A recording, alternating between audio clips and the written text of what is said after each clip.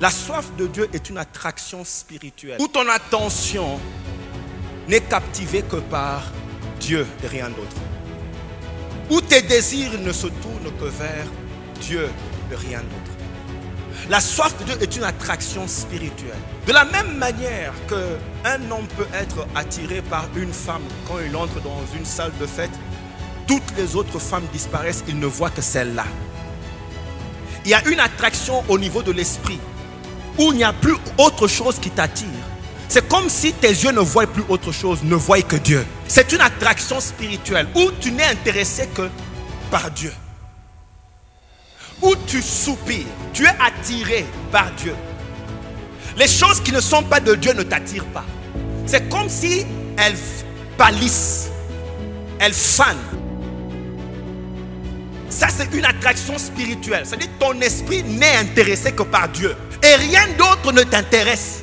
La soif de Dieu, en fait, t'enlève le goût pour autre chose. Pendant que les autres regardent les films nigériens, toi, tu as envie de vite aller dormir parce que tu dois les chercher la nuit. Une attirance, dis un peu attirance. Quand tu entres quelque part, tu n'es pas en train de chercher qui est grand ici, tu cherches qui est Dieu ici.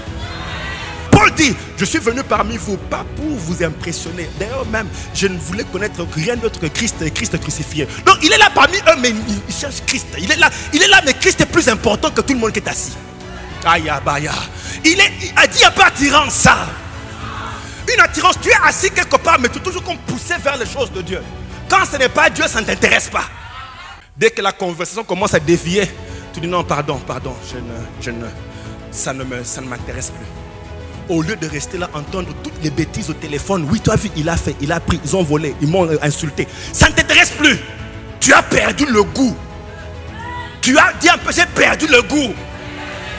La soif de Dieu t'enlève le goût de toute autre chose. Vous voyez, David dit, mon âme a soif de toi. Et puis il dit, dans une terre aride, desséchée et sans eau. Normalement, sur une terre aride, desséchée, où il n'y a pas d'eau, tu dois avoir soif d'eau.